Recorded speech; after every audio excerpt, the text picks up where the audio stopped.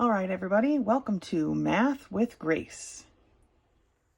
Today we're going to be going through Algebra 2, Book 9, Lessons 11 through 15. Lesson 11 begins on page 33, and it's titled Exponential Equations. When two equal powers have the same base, their exponents must also be equal. So if a to the x is equal to a to the y, same base, then x must equal y, and that allows us to solve problems we maybe thought we couldn't solve before. So 2 to the x power is equal to 2 to the 5th power, x must equal 5.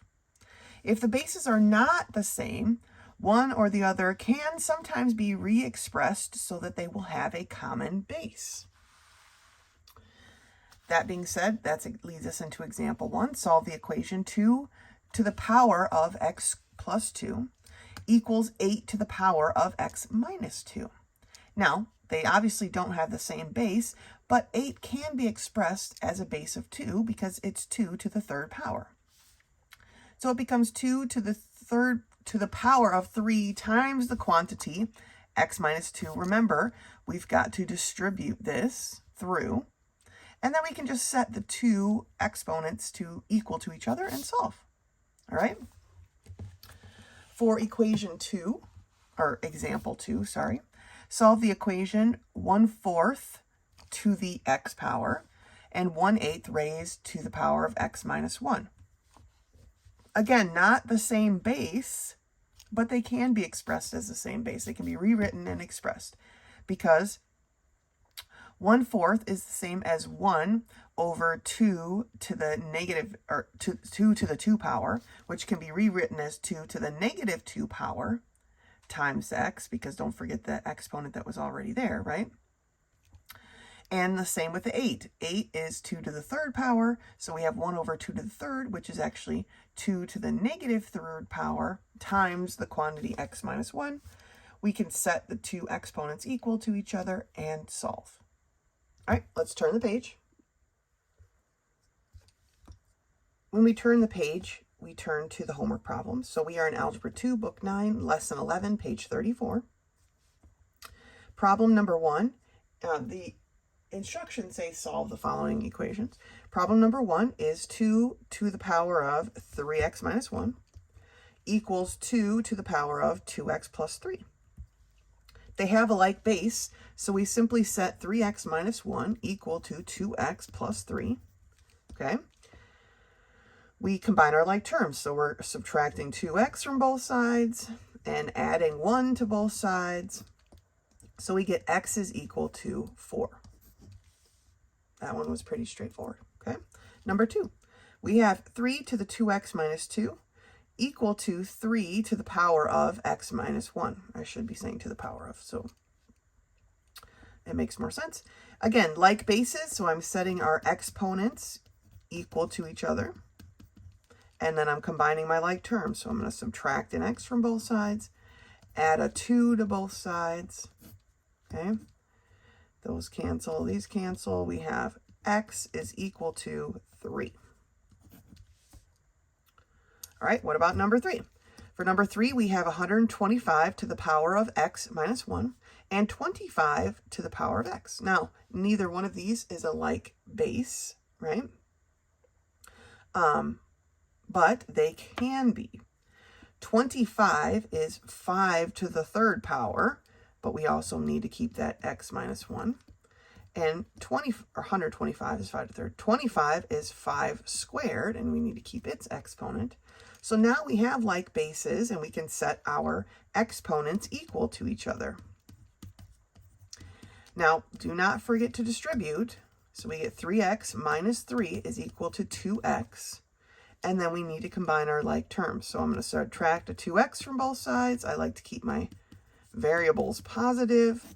Add a 3 to both sides. So we get x is equal to 3. For problem number 4, I have 8 to the power of x plus 3 is equal to 1/8 to the power of x minus 1. Now, 8 is definitely not a prime base, like a prime factored base, right? But they are equal bases. We just need to get them to that state. So we have 8 to the power of x plus 3 is equal to 1/8 is 1 over 8 to a positive 1. So we're going to make this a negative exponent. So it's 8 to the negative 1 power. So it's going to be 8 to the power of negative 1 times x minus 1, the quantity. And now I can set my like terms, or not my like terms, I can set my exponents equal to each other. So I have x plus 3 is equal to negative 1 times the quantity x minus 1. We need to distribute that negative, so I have x plus 3 is equal to negative x plus 1. And then I need to combine my like terms. So I'm going to add x to both sides and subtract a 3 from both sides. And I get 2x is equal to negative 2. Okay? And so x is equal to negative 1. Dividing by 2 on both sides. All right? So that's the premise of this lesson. When we have like bases with exponents, we can set the exponents equal to each other and solve if we have a variable in the exponents, obviously. If they don't have like bases, but they can be sometimes made into like bases by factoring, right? 125 was 5 to the third power. 25 is 5 squared. Or sometimes we just need to rewrite them with negative exponents to get them to have a like base. Okay? That's it for lesson 11. Go ahead and finish the review and meet me back here for lesson 12.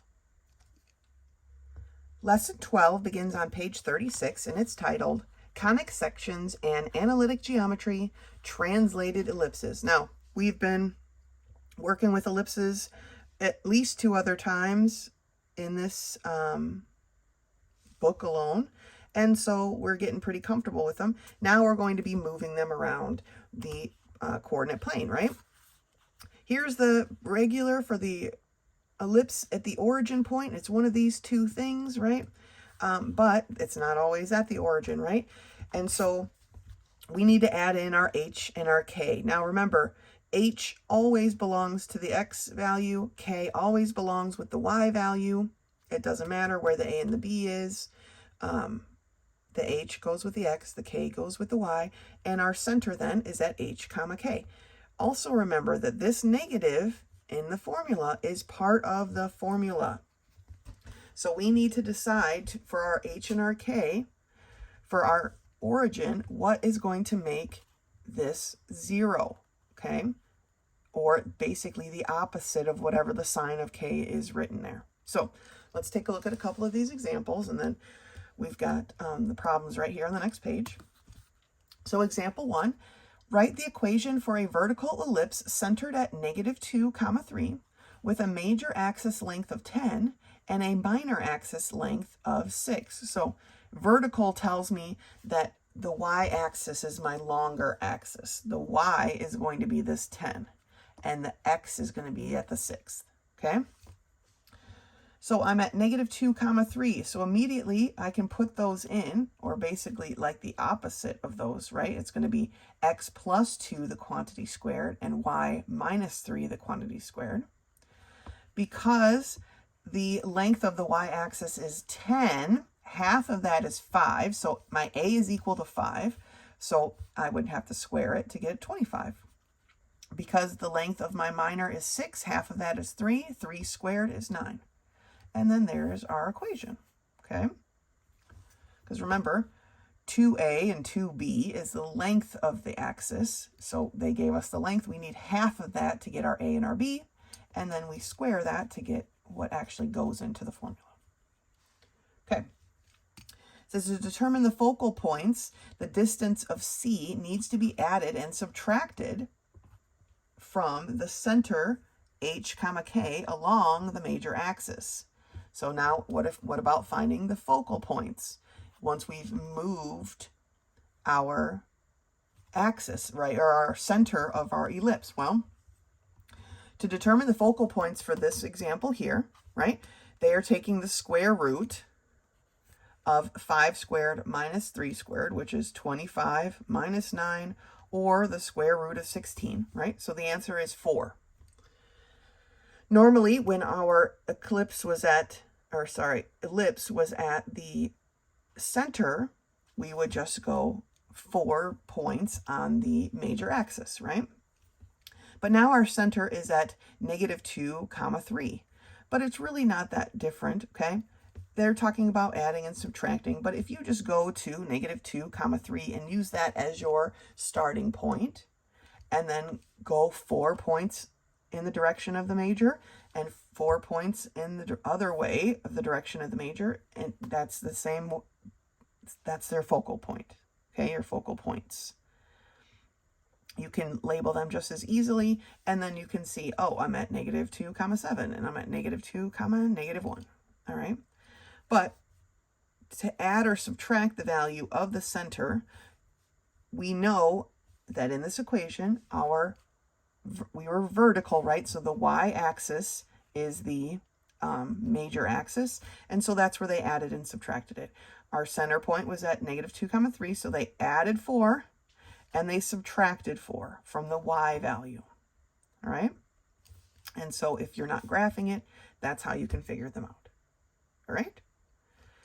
Let's take a look at these problems. Top of page 37. All right, so we're in Algebra 2, Book 9, Lesson 12, page 37. The instructions read, write the equation for an ellipse with the given information and determine the focal points, okay? Problem number 1, the center is at 1, 3. The horizontal axis is equal to 6, this is the length, and the vertical axis is equal to 4, that's its length, okay? Well, if the horizontal axis is longer than the vertical, then we know that our x is going to be bigger than our y. And so the length of our horizontal axis is 6, which tells me that my a is equal to 3. The length of my vertical is 4, so my b is equal to 2.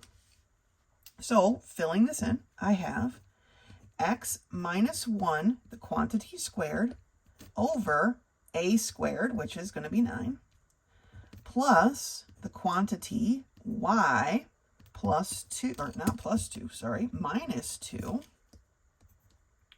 the quantity squared, not even a 2, it's a 3, sheesh, minus 3, the quantity squared over b squared, or 4, is equal to 1. Now, for the focal points, okay, I'm going to have the square root of 9 minus 4, which is equal to the square root of 5, right? We need to figure out what the square root of 5 is. How do we turn this thing on again? There.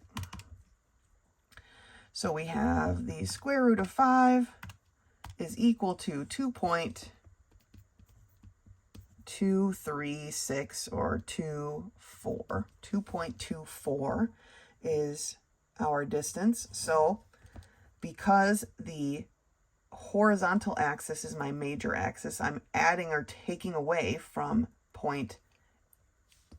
the x value, okay? So one of my foci is going to be at 3.24, 3. And the other one is going to be at 1 minus 2.24, or negative 1.24, of course, negative 1.24, 3. Okay?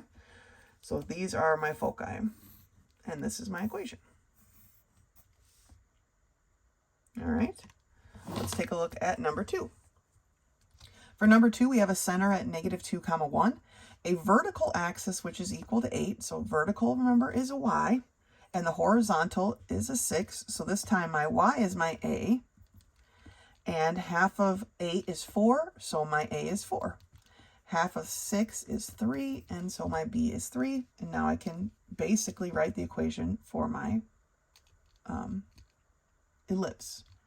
So I have the quantity x plus 2 squared, right? It's the opposite sign of this, over, this time it's the b, so 3 squared, which is 9, plus the quantity of y minus 1, the quantity squared, over a squared, which is going to be 16, equals 1. For the foci, I have the square root of 16 minus 9, which is the square root of 7, okay, which equals see, square root of 7 equals 2.645. So I'm going to say 2.65. So my foci, now remember this time, my vertical axis is the one that is the major axis, right? So I'm needing to add and subtract this from my y value. So I'm going to be at -2, comma, 3.65 and -2, comma, -1.65. Okay, those are my two foci points. All right, let's take a look at number 3. Oh, and here's my equation. Our center is at 5, comma, 2. Our horizontal axis, so x-axis, right, is a 12, and my vertical axis is a 10. That's my y. So my x-axis is my major axis. Half of 12 is 6, and so my a is equal to 6. Half of 10 is 5, so my b is equal to 5. So I can write my equation. I have the quantity x minus 5 squared over a squared, which is 36, plus the quantity y plus 2 squared all over b squared, which is 25, equals 1. So for my foci, I have the square root of 36 minus 25, okay, which is equal to the square root of 11, which let's see what that is. Square root of 11 equals 3.316. So I'm going to say 3.32. So again, the horizontal axis is my major axis. That's my x value. I'm adding and subtracting from there. So I'm at 8.32, comma, -2. And I am at 2. Well, I'm going to have to do the math on that one. 5 minus 3.32 equals 1. That's what I thought. Okay. 1.68, comma, -2. All right. So those are our focal points for that one. These are pretty messy focal points, but they can't always work out nicely, right? Last one, number 4. Our center is at -1, comma, -3. Our horizontal axis is at 6, and our vertical axis is at 5. Okay, again, the horizontal is longer, so my x value, which is the horizontal one, is my major axis. The y is the minor. Half of 6 is 3, so my a is equal to 3. Half of 5 is 2.5, so my b is 2.5. Okay, this is going to be a messy one altogether. The center is at -1, comma, -3. So I have x plus 1, because remember, you take the opposite sign, squared, over my a squared, which is 9, plus the quantity y plus 3 squared over 2.5 squared is 6.25 equals 1. Now for the foci. We have the square root of 9 minus 6.25. Okay, so 9 minus the answer is 2, the square root of 2.75. So the square root of 2.75 is equal to 1.658, so 1.66. X is my major axis, so I'm adding and subtracting from there. So my first point when I add is going to be at 0.66, comma, -3. And when I subtract, it's going to be at -2.66, comma, -3.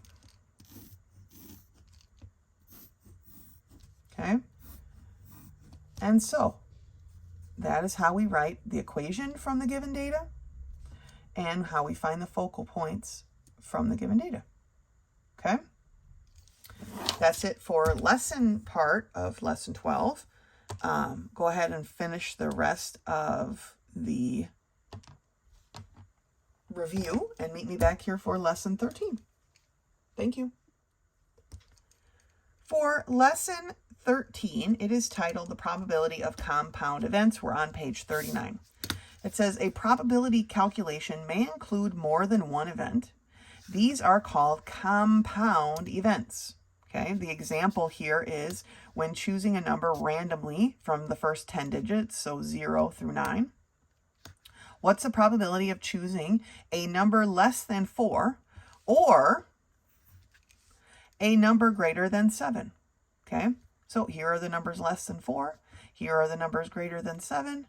To figure that out, we would add the two probabilities. Okay, so the probability of getting a number less than 4 is 4 in 10, right? 1, 2, 3, 4. The probability of getting a number greater than 7 is 2 out of 10.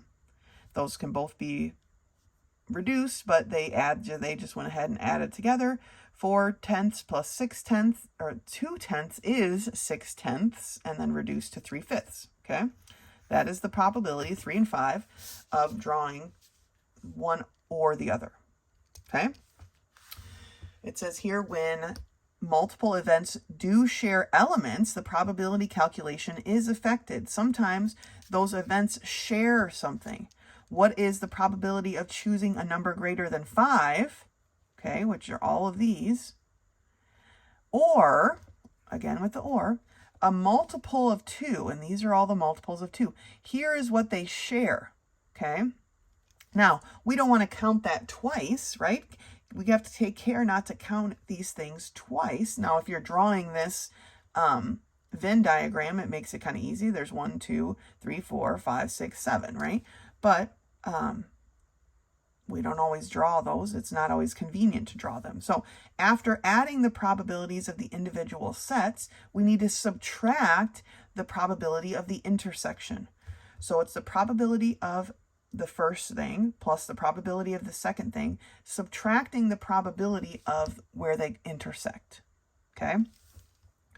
So it was 4 and 10 plus 5 of 10 minus the 2 that overlapped, which gave us a 7 of 10. Now, like I said, with the Venn diagram, you could have just counted. It would have been easy, but it's not always capable to draw. It's not always practical to draw a Venn diagram. Okay? Let's turn the page. Top of page 40, we get the review, basically, or the condensed version of what we're looking at here. So, mutually exclusive events, which means there's no overlapping, we just add. Intersecting events, we have to make sure we subtract where they intersect. Okay? So example 1, from a complete set of 26 tiles printed with the letters of the alphabet, what is the probability of randomly selecting one of the first 10 letters or a vowel? All right, well, events A and B are intersecting events because 3 of the letters in the first 10 letters are vowels, right? We have A, B, C, D, E, F, G, H, I. Is that the 10th one? A, B, C, D, E, F, G, H, I, J. Yes, okay. Well, J is the 10th, but yes, okay. So we have those 3 vowels. We have to make sure we subtract those from our answer because otherwise we're counting them twice. So 10 out of the 26 gives us our first 10 letters. There are 5 vowels in the whole entire alphabet, okay? So your chance of selecting the first 10 or a vowel is the add of those. We add those together. But we need to make sure we subtract the 3 that we're counting twice, basically, okay? And so it ends up being 10 to the 26 plus 5 over 26 minus 3 over 26, which is 12 over 26, which ends up being 6/13. Please make sure you are reducing these fractions, okay? It's very important. Now, for example 2 and for, I'm pretty sure every single problem that they give you is based on a game called Dutch Blitz. I've never played this game before, but here is the basic, I'm going to read it here. Here's the basic example of what this game is. It says the game Dutch Blitz uses 4 sets of cards, barrels, pumps, plows, and buggies. each which contains 4 sets of the number 1 through 10. So every set has 4 sets of 1 through 10 in green, blue, yellow, and red. Therefore, each complete set contains 40 cards, and then there are 160 cards in the whole entire game. Okay? That tells me that there are 16 sets of 1 through 10. So there are 16 ones and 16 twos, 16 threes, and so on and so forth of varying colors and drawings, okay? Now, setting up a Venn diagram for that would be pretty impressive, but also time-consuming, okay? So, from the complete set of 40 barrel Dutch cards, so now we're only talking about the ones that have the barrel on them, okay, and there's 40 of those. What is the probability of randomly selecting a green card or an odd numbered card? Okay, well, the green one is pretty straightforward, okay, because we know there are 10 greens. That's what we read, right? There's number 1 through 10 in each of the colors. So we know there's 10 out of the 40 are green. Now, for the odd numbered cards, in the numbers 1 through 10, we have 1, 2, 3, 4, 5, 6, 7, 8, 9. 5 of each set of 1 through 10s are odd, okay? But there are 4 sets of cards because there's 5 green odds, there's 5 blue odds, there's 5 yellow odds, and there are 5 red odds. So 5 times 4 is 20. So 20 out of the 40 of them are odd numbers, right? Out of this whole barrel Dutch set. Now, because we already picked all of the greens, we know that 5 of those 40 are doubled because I just counted up all of the odds, and there were already some of the odds in this green stack that we set aside. So we're going to have 10 over 40 plus 20 over 40 minus the 5 over 40, okay? Which gave us 25 over 40, which reduces to 5 over 8. If you've played this game before, perhaps you'll have an easier time with these problems, but let's work through them together. Because they're story problems, I'm just going to put my scratch paper here.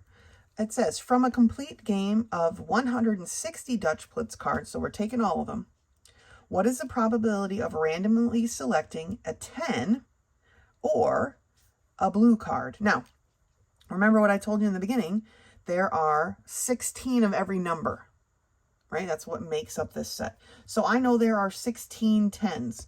So that 16 out of the whole 160 cards are 10s, okay? Plus my blue card, okay? How many of them were blue? Well, there are 40 blue cards, right? Because there are 10 blue cards from every picture, barrels, pumps, plows, buggies, okay? So there are 40 blue cards. So that's 40 out of the 160 that are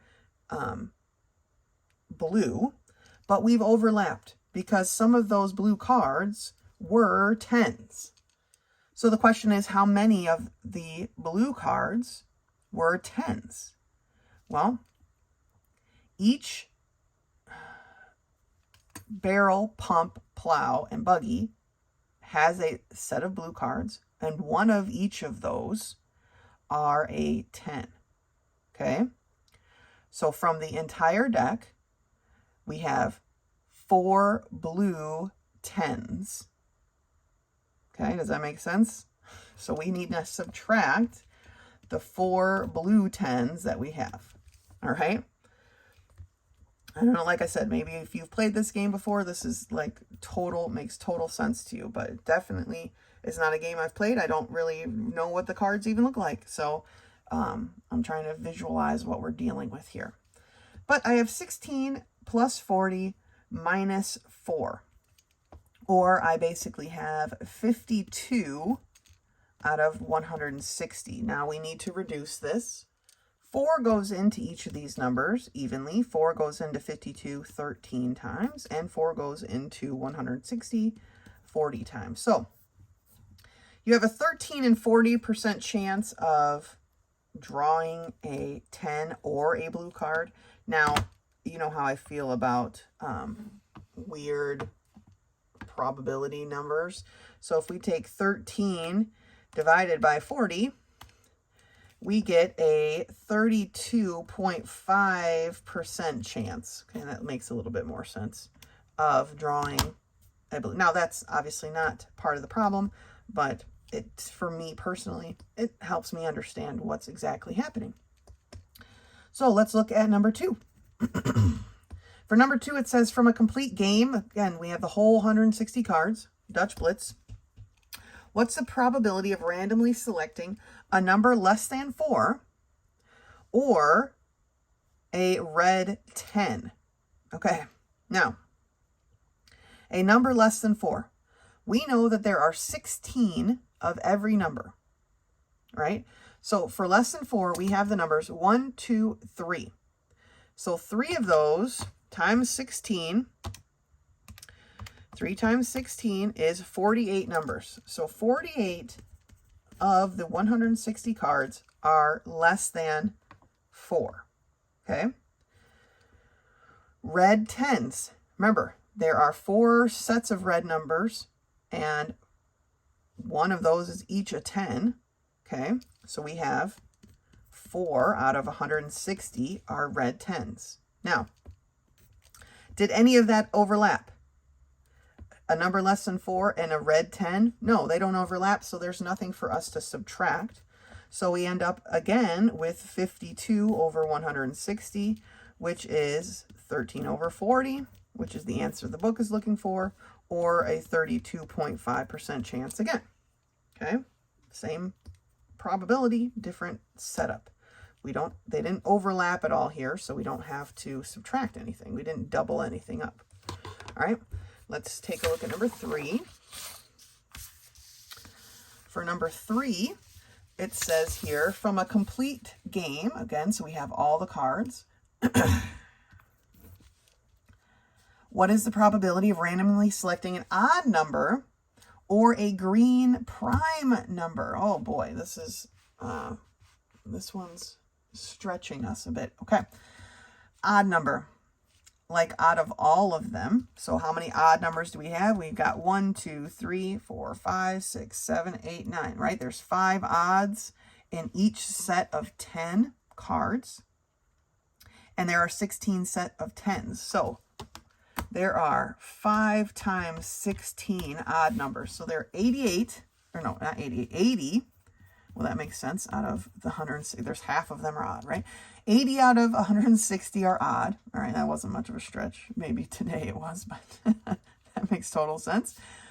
Or a green prime number. All right, so how many green cards are there altogether?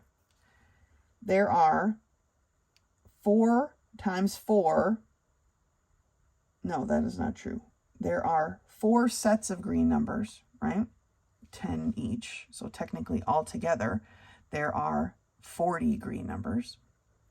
But we only want the prime numbers. So how many of those are prime? Well, we've got 2, okay? 3 is prime, 5 is prime, 7 is prime. So 4 out of each set of green is a prime number. And there are 4 sets of greens. There are green barrels, green pumps, green plows, green buggies. So we have 16 out of 160 of them being prime numbers. Now, those odd numbers and the prime numbers overlap, okay? So how many of those 4 prime numbers were odd numbers?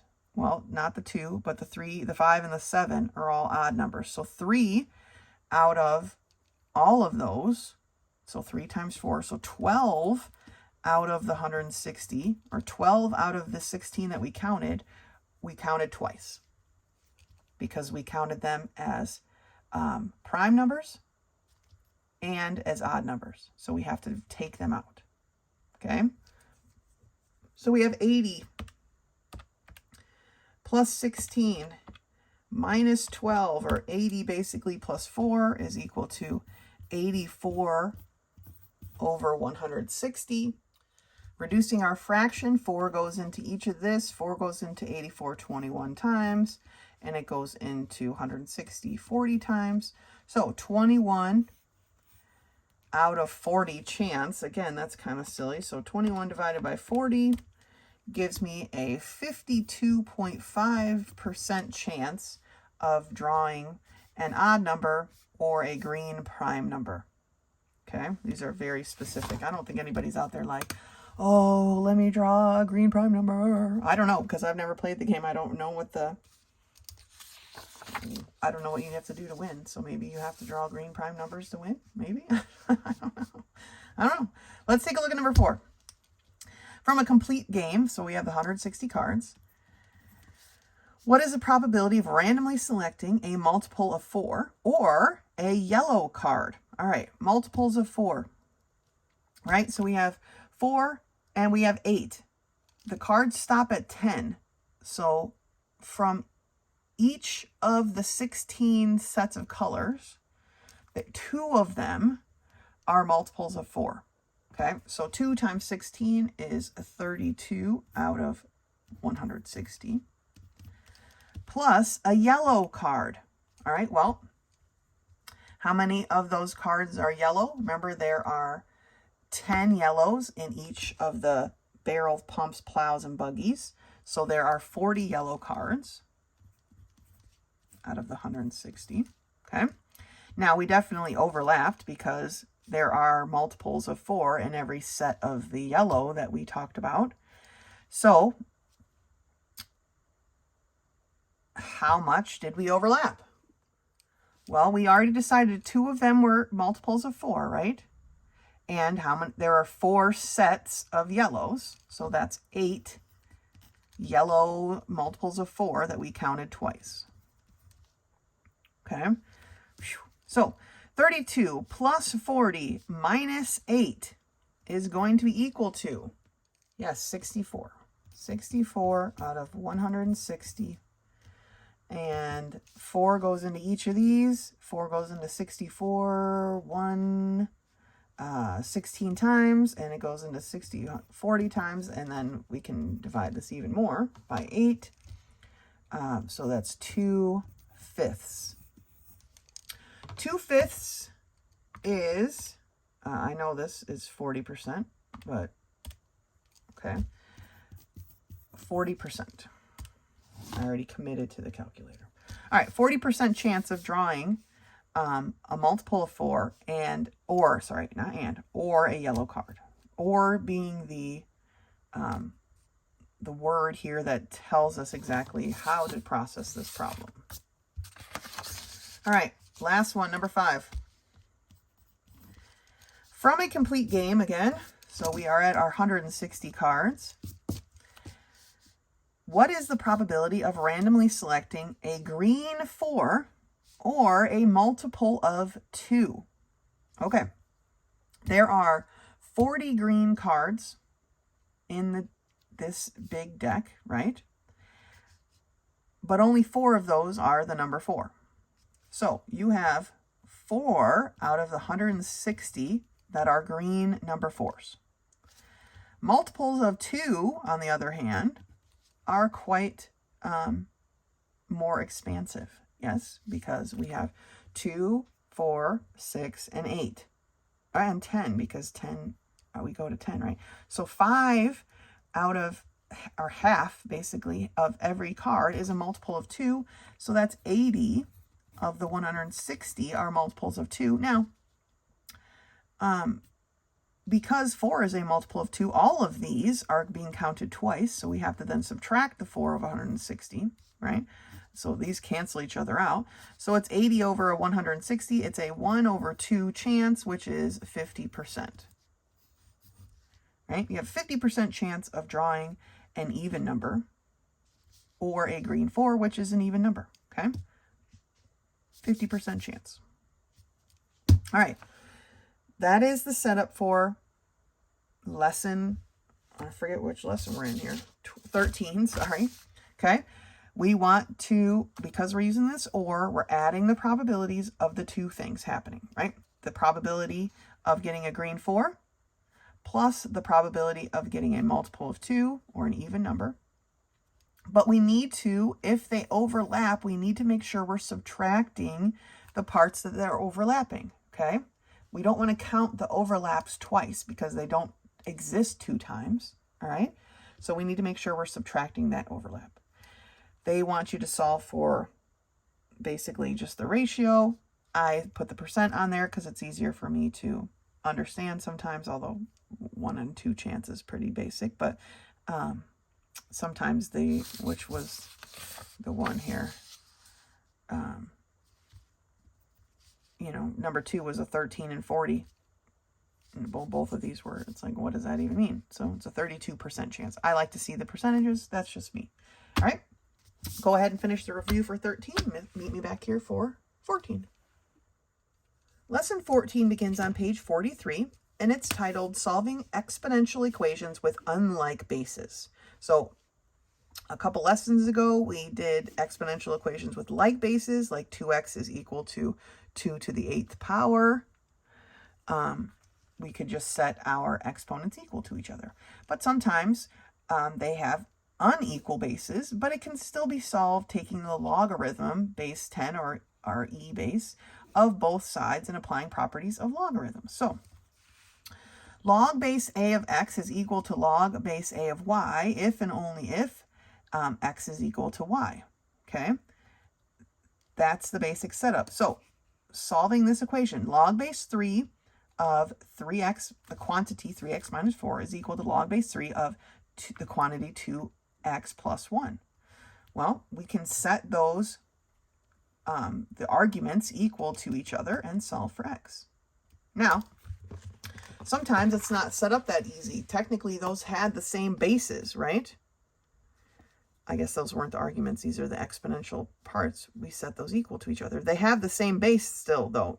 It's a log base, but it's still log base 3, log base 3. Sometimes, though, we don't have the same base at all.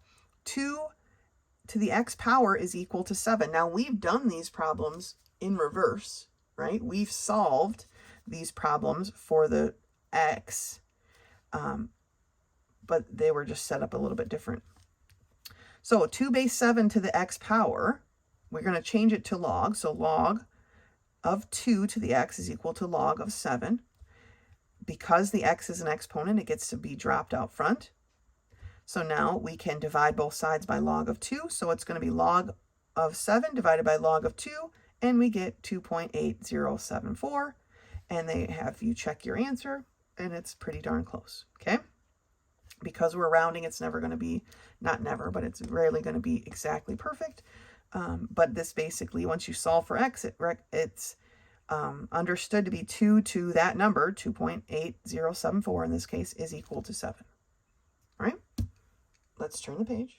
It's one more example here at the top of page 44. It says solve the equation 5 raised to the power of x plus 1 is equal to 9. They use the natural logarithm here, but you could have done it either way. So ln of 5 raised to the power of x plus 1 is equal to ln of 9. Because x plus 1 is an exponent, it gets pushed out to the front. Then you divide both sides by ln of 5. Okay? So ln of 9 divided by the ln of 5 is about 1.3652. Now, they subtracted 1 from both sides to get x was equal to 0.3652. But if you were writing it, like if you were going directly into writing it like this, you wouldn't really need to do this part, subtract the 1, because then you would just be re-adding it right here. It would just be 1.3652. So 5 to the 1.3652 power is 8.9999998, okay? So to me, that's like one extra step, but if you're solving just for x, then yes, that is the answer of just x by itself, okay? But if you're going to rewrite it like this, then stopping here would have been better.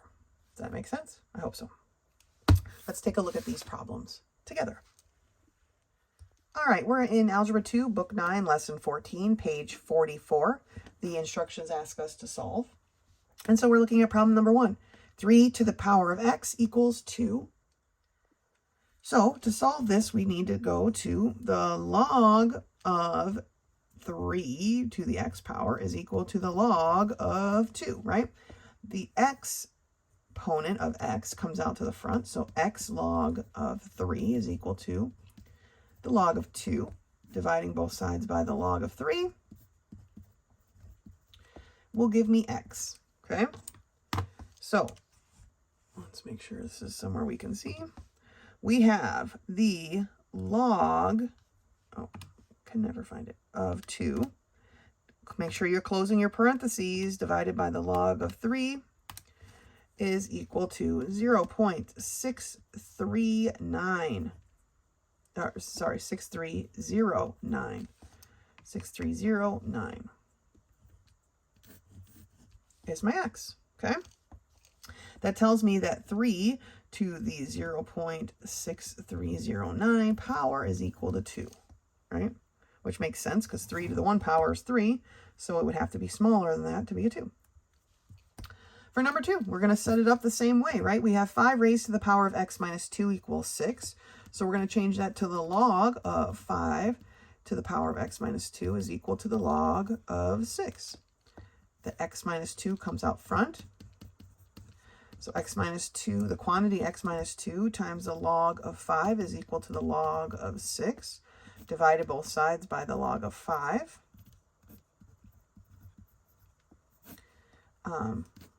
Gives me that x minus 2 is equal to, so we have log of 6, close parentheses, divided by log of 5, close the parentheses, which is going to be 1.1133. So I'm rounding this 2 based on an 8. 4 decimal points is what the book was doing, so that's what I am doing. And I am going to, so at this point, 5 to the 1.1133 is equal to 6. That part is true without actually, because x minus 2 is equal to this, you just substituted it. But to continue solving for x, we just have to add 2 to both sides, so x is equal to 3.1133. Okay? Number 3. For number 3, we have the log of x is equal to the log of the quantity 2x minus 7. Now, these have the same base, the base of 10, so we can just put the x equal to 2x minus 7. I like to solve for positive exponents, so I'm going to subtract an x from both sides and add a 7 to both sides. Okay, so I'm going to get 7 is equal to x. So x is equal to 7.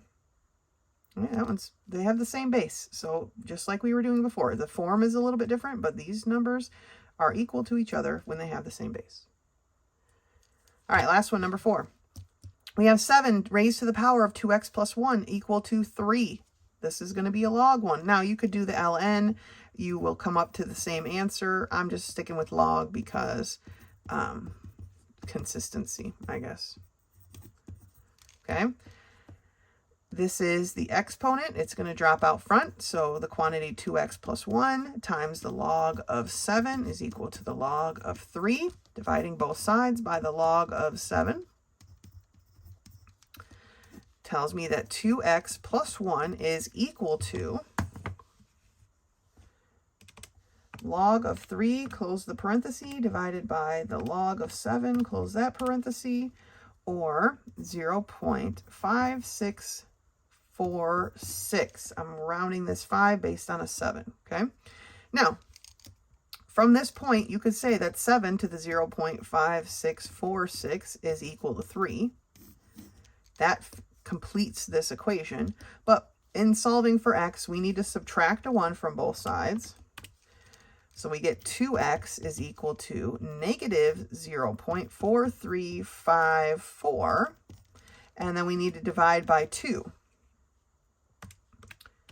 And we get that x is negative 0.2177. Okay? So solving for x, x is equal to negative 0.2177. If we were just solving to rewrite the equation without variables, then we would have stopped way up there. Okay? pretty straightforward. Like I said, we've kind of been solving for this stuff already. Like bases, we just set the numbers equal to each other. If they are unlike bases and can't be made to be like, then we put it into logarithmic form and solve. All right, that's it for lesson 14. Go ahead and finish the review for that. Lesson 15 is review for the test. As always, if you have any questions or need help, extra help with anything, please do not hesitate to contact me. Otherwise, until next time.